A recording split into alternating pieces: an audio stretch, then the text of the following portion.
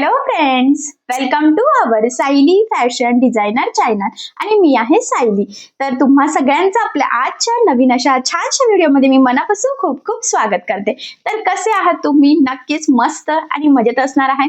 आणि आज खरं तर मी तुमच्यासोबत खूप सुंदर अशी लेटेस्ट ट्रेंडिंग न्यू लुक मधली ब्लाउज डिझाईन शेअर करणार आहे. खरं तर ही जी काही ब्लाउज डिझाईन आहे यामुळे आपल्या साडीला आणि ब्लाउजला खूप सुंदर असं लुक येणार आहे.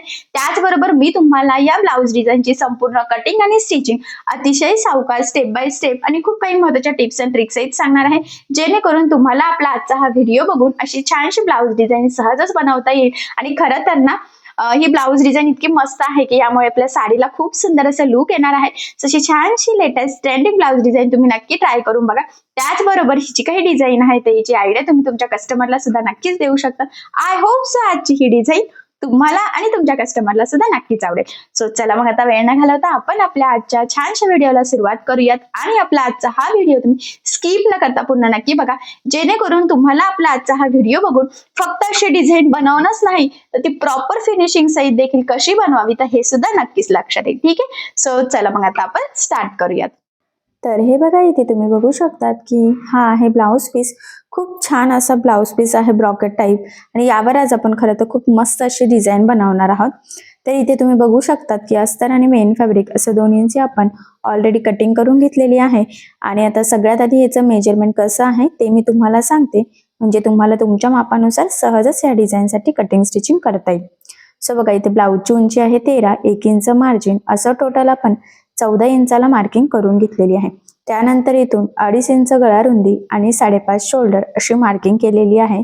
याचा जो काही मुंडा आहे तर तो सुद्धा आपण 5.5 इंच घेतला. त्यानंतर 1.5ला मार्किंग करून बॅक साईडच्या मुंड्याचा शेप सुद्धा दिलेला आहे. इथून टाकत असतो छातीचा चौथा भाग अधिक 1.5 इंच मार्जिन. तर तुम्हाला वाटत असेल तर तुम्ही इथे 2 इंच मार्जिन सुद्धा घेऊ शकता. तर बघा, मग अशा पद्धतीने मापे टाकून हा बॅक पार्ट आपण इथे कटिंग करून घेतलेला आहे. आता आपल्याला गळ्याची मार्किंग करायची आहे अस्तरच्या बॅक पार्टवर. तर 2.5 इंच गळा रुंदीची मार्किंग आपण ऑलरेडी वरच्या साईडला केलेली आहे. तर तिथून खाली आता आपल्याला तुमचा जेवढा काही गळा असेल त्यामध्ये तुम्ही 0.5 इंच एक्स्ट्राचं मार्जिन ऍड करायचं. ही बेसिक स्टेप आहे, म्हणजे तुमचा कितीही गळा असो, 6, 7, 8, 9, 10, 11 कितीही डीप असो. ठीक आहे. सो बघा, मग मी इथे 10 इंचाला मार्किंग करून घेतलेली आहे. 9.5चा गळा होता. त्यानंतर 2.5 इंच इथे गळा रुंदीची मार्किंग करायची आहे आणि पट्टीच्या सहाय्याने आपल्याला इथे लाईन ड्रॉ करून एक बॉक्स ड्रॉ करायचा आहे. खरं तर नाही, तुमचा गळा कुठलाही असो, गोल, चौकोनी, पानगळा, मटका, पॅचवर कुठलीही डिझाईन असो, सगळ्यात आधी बेसिकली आपल्याला ह्या पद्धतीने हा बॉक्स ड्रॉ करून घ्यावा लागतो. आता हा आहे चौकोनी गळा, त्यामुळे जी मार्किंग केलेली आहे एक्झॅक्टली त्यावरच मी इथे कटिंग करून घेत आहे. कारण आपण आज चौकोनी गळ्यावर खूप छान ट्रेंडिंग न्यू लुक मधली डिझाईन बनवणार आहोत.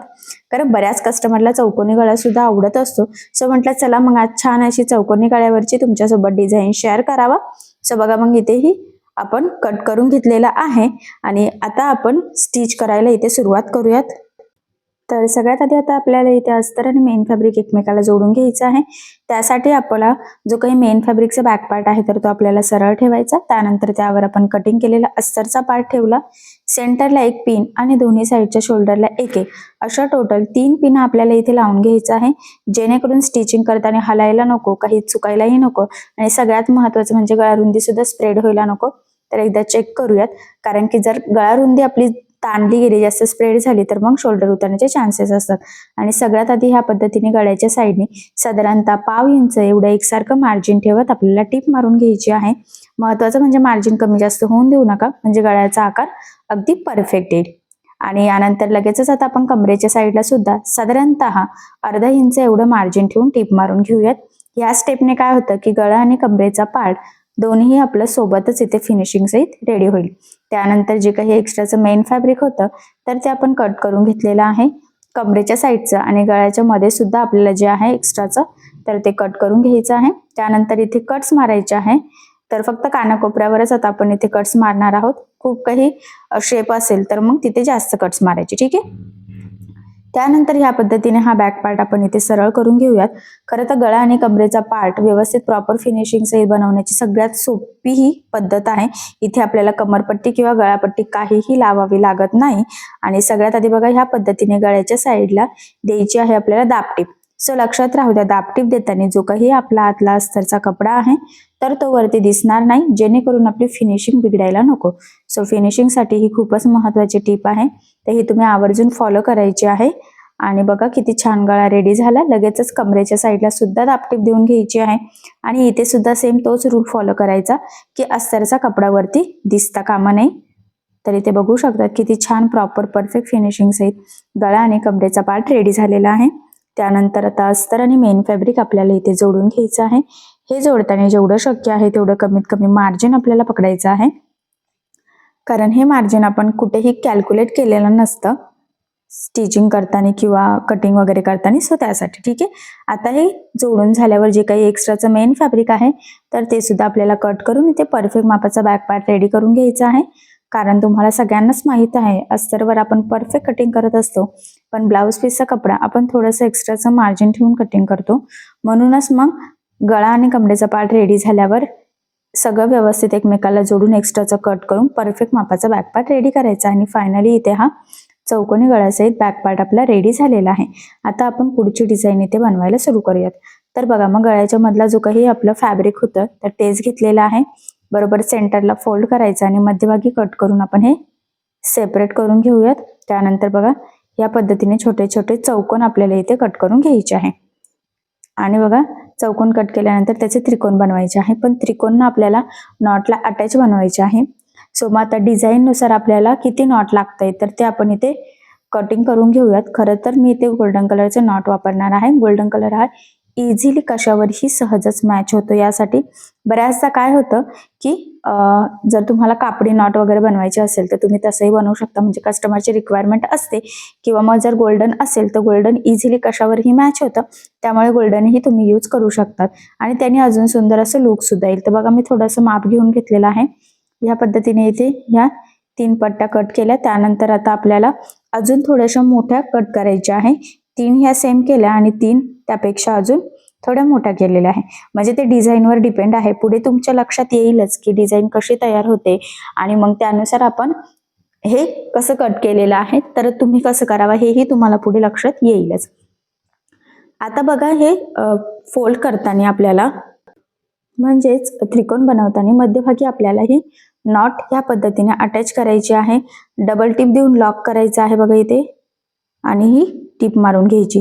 आता तिरकी टिप मारल्यानंतर सरळ पुन्हा आपल्याला एक टिप मारून घ्यायची, म्हणजे ते व्यवस्थित अटॅच होतं. सेम त्याच पद्धतीने आता आपल्याला हे उरलेले सगळे त्रिकोण बनवायचे आहे. बघा जिथे आपण बरोबर फोल्ड करतो ना त्या टोकावर आपल्याला ही नॉट लावायची आहे आणि मग खालच्या साईडने तर आपण रेग्युलरली जशी टिप मारतो सेम त्याच पद्धतीने टिप मारून घ्यायची. लक्षात राहू द्या जिथे नॉट लावतोय तर तिथे डबल टिप देऊन लॉक करायचं, जेणेकरून तिथून आपली ही नॉट निघायला नको.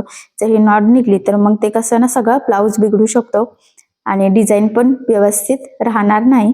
त्यामुळे तेवढी काळजी आपल्याला घ्यायची आहे. आणि 3 याला आपण छोटे नॉट लावलेले आहे आणि उरलेले 3 याला थोडे मोठे नॉट लावायचे आहे. हा पॉईंट सुद्धा इथे इम्पॉर्टंट आहे, सो लक्षात राहू द्या. तर बघा फायनली किती टोटल 5 झालेले आहे. तर अजून एक बाकी आहे, 6 लागणार आहे. तुमचा गळा किती, म्हणजे गळाची जी काही लांबी आहे गळा लांबी तर ती किती आहे तर त्याच्यावर डिपेंड आहे की तुम्हाला हे किती बनवायचे आहे किंवा त्रिकोण तुम्ही किती छोटे मोठे बनवतात त्यावर सुद्धा हे डिपेंड आहे. तर अशा पद्धतीने हे जोडून घेतलेलं आहे. आता हे कट करून आपण सेपरेट करून घेऊयात, कारण आपण हे बनवताना एक एक जर करत बसलं असतं तर टाइम गेला असता. त्यामुळे मग आपण कंटिन्यू हे बनवून घेतलं आणि मग ते कट करायचं आणि खालचं पण जे काही एक्स्ट्राचं आहे ना तर ते सुद्धा कट करून आपल्याला परफेक्ट प्रॉपर असं हे त्रिकोणी ते रेडी करून घ्यायचे आहेत. ठीक आहे. तर बघा तुमच्या लक्षात येईल की ह्या त्रिकोणाला ऑलरेडी आपण नॉट अटॅच करूनच हे बनवलं होतं. सो आता हे जे काही रेडी केलेले आपले नॉट आहेत तर ते आपण इथे आता बॅक पार्टला लावून घेऊयात. त्यासाठी हा बॅक पार्ट ह्या पद्धतीने ठेवायचा आहे. त्यानंतर जे काही आधी छोटे नॉट होते ना तर ते त्रिकोण आधी लावायचे आहेत. बघा 3 ते लावले की खाली मग उरलेले 3 आपल्याला लावून घ्यायचे आहे. तर ह्या पद्धतीने ठेवले की बरोबर आता आपण टिप मारून घेऊयात. तर सुरुवातीला आपल्याला डबल टिप देऊन अगदी व्यवस्थित ते लॉक करून घ्यायचे आहेत आणि मग त्यानंतर हे 1 बाय 1 एकदम जोडून जोडून आपल्याला इथे टिप मारत मारत हे लावून घ्यायचे आहे. लक्षात राहू दे आपण एकच साईडला लावतोय आणि हे कंटिन्यू प्रॉपर फिनिशिंग्स आहेत. खरं तर त्रिकोण आपण सेम साईजचे बनवलेले आहेत, पण तरी सुद्धा एखादा पुढे मागे व्हायला नको, नाही तर मग फिनिशिंग बिघडू शकतो. तर तेवढी काळजी आपल्याला खरं तर इथे घ्यायची आहे. आणि शेवटी सुद्धा डबल टिप देऊन व्यवस्थित लॉक करून घ्यायचं आहे. सो बघा, मग इथे बघितल्यावर लक्षात येतं की किती सुंदर असं व्यवस्थित एकाच लेवलमध्ये आपण हे त्रिकोण लावून घेतलेले आहे. त्यानंतर आता हे जे काही नॉट आहेत तर हे दुसऱ्या साईडला आपल्याला लेअरमध्ये ठेवायचे आहेत. बघा, या पद्धतीने व्यवस्थित सेट करून घ्यायचं. खरं तर आता कटिंग करताना आपण एक्स्ट्राच नॉट त्यासाठीच इथे कट करून घेतली होती, कारण थोडी मार्जिनला सुद्धा लागणार आहे. तर पहिले जे काही तीन त्रिकोण होते ना, तर ते इथे मी व्यवस्थित एकाच लेवलमध्ये लावले.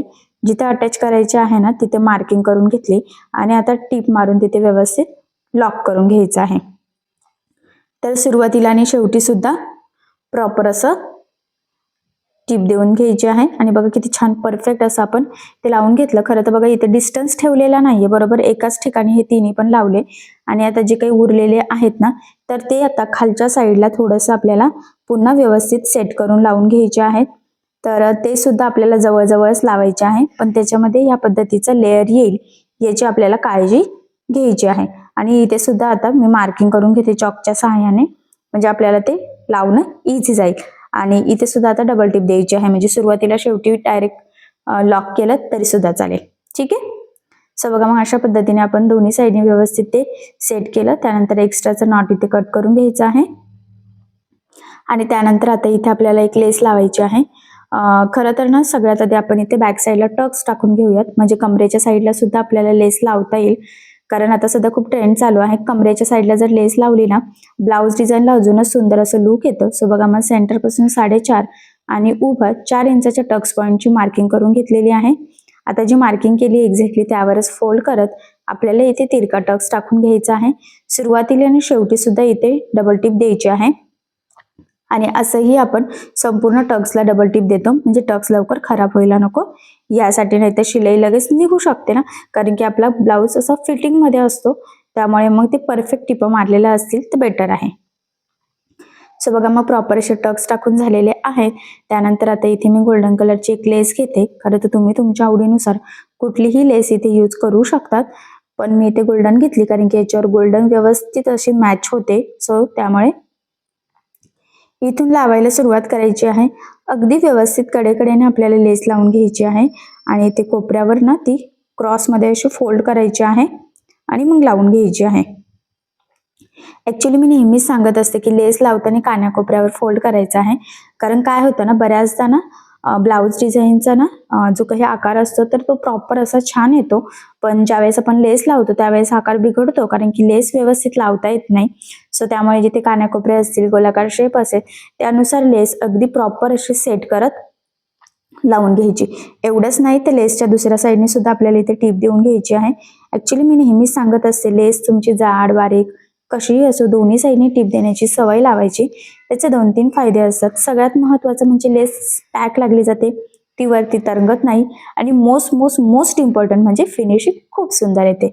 आता बघा, छान प्रॉपर परफेक्ट फिनिशिंग सहित लेस लावल्यानंतर कमरेच्या साईडला सुद्धा तीच लेस मी इथे लावून घेते. मी तुम्हाला आधीच सांगितलं होतं, फक्त एवढंच लक्षात राहू द्या की लेस कमरेच्या साईडला लावण्याच्या आधी बॅक साईडला टक्स टाकून घ्यायचे आहेत. आणि बघा, मग अगदी प्रॉपर असं इथे ही लेस लावून घेतली. खरं तर इथे तुम्हाला जर अजून ब्रॉड छान अशी वेगळी डिझायनर लेस लावायची असेल तरी सुद्धा तुम्ही लावू शकतात, पण ही डिझायनर जी काही आत्ता आपण लावलेली लेस आहे ही सुद्धा खूप सुंदर आहे. व्हिडिओत जरी दिसत नसेल तरी अशी समोर ती खूप छान दिसते. सो त्यामुळे मग मी इथे ही यूज केलेली आहे. सो बघा, मग अशा पद्धतीने गळ्याला आणि कमरेच्या साईडला आपण ही लेस लावून घेतलेली आहे. आणि छान असा आपला खरं तर इथे बॅक पार्ट रेडी झालेला आहे. तुम्हाला थोडंसं जवळून लुक दाखवते, जेणेकरून तुम्हाला आयडिया येईल की ही जी काही ब्लाऊज आहे तर हा जवळून कसा दिसतोय किंवा ही डिझाईन कशी दिसते ते. सो बघा, मग फायनली चौकोनी गळ्यावर खरं तर आपण खूप सुंदर ट्रेंडिंग जरा न्यू लुक मधली ही डिझाईन बनवून घेतलेली आहे. याआधी मी थोड्या वेगळ्या पद्धतीची बोटनेकची डिझाईन तुमच्यासोबत शेअर केली होती. त्यावर कमेंट्स आल्या होत्या की ही डिझाईन आपण रेग्युलर ब्लाऊजवर बनवू शकतो तर का, तर हो बघा, चौकोनी गळ्यावर फायनली आज आपण खूप छान लेटेस्ट ट्रेंडिंग न्यू लुक मधली डिझाईन बनवलेली आहे. खरं तर बऱ्याच कस्टमरला चौकोनी गळा हा सुद्धा खूप आवडत असतो, आणि अशा वेळेस आपल्याला मग डिझाईनची आयडिया कशी द्यावी हे सुचत नाही, कारण कस्टमरला असं वाटतं की आपण त्यांना काहीतरी नवीन डिझाईनची आयडिया द्यावी. सो ही डिझाईनची आयडिया तुम्ही तुमच्या कस्टमरला नक्कीच देऊ शकता. नक्कीच या छानशा डिझाईनमुळे साडीला आणि ब्लाऊजला खूप सुंदर असं लुक येईल. तशी मस्त झटपट तयार होणारी, अगदी सोपी, कमीत कमी टाईममध्ये सुद्धा होते, पण दिसायला खूप भारी अशी ही डिझाईन तुम्ही नक्की ट्राय करून बघा. नक्कीच या छानशा डिझाईनमुळे तुमच्या साडीला आणि ब्लाऊजला खूप सुंदर असं लुक येईल.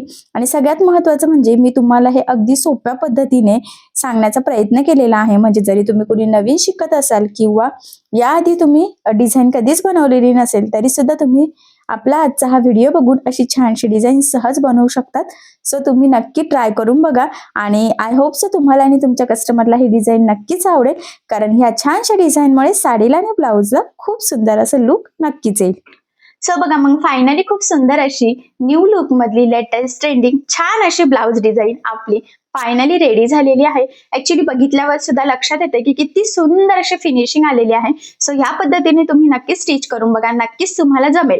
पण जर तुम्हाला यामध्ये काही प्रॉब्लेम येत असेल तर मला कमेंट करून नक्कीच कळवा. मी तुमच्या प्रश्नाचे उत्तर देण्याचा नक्कीच प्रयत्न करेन. ठीक आहे. सो चला मग आता आपण आपला आजचा छानसा व्हिडिओ इथेच थांबूयात आणि तुम्हाला आपला आजचा व्हिडिओ कसा वाटला हे मला कमेंट करून नक्की कळवा. त्याचबरोबर आपला व्हिडिओ आवडला असेल व्हिडिओला लाईक करायला विसरू नका आणि असेच नवनवीन छानसे व्हिडिओज बघण्यासाठी आपल्या सायली फॅशन डिझायनर या चॅनलला सबस्क्राईब करा आणि ज्या वेळेस तुम्ही सबस्क्राईब कराल त्यावेळेस त्यासमोरील बेल आयकॉन ही नक्की प्रेस करा. त्यामुळे काय होईल, जेव्हा मी नवीन व्हिडिओज टाकेल त्याचं नोटिफिकेशन तुम्हाला तुमच्या मोबाईलवर येईल. ठीक आहे. सो चला मग भेटूया पुन्हा नवीन अशा छानशा व्हिडिओमध्ये. तोपर्यंत टेक केअर, काळजी घ्या आणि आपला आजचा व्हिडिओ शेवटपर्यंत पूर्ण बघितल्याबद्दल thank you so much. Bye bye.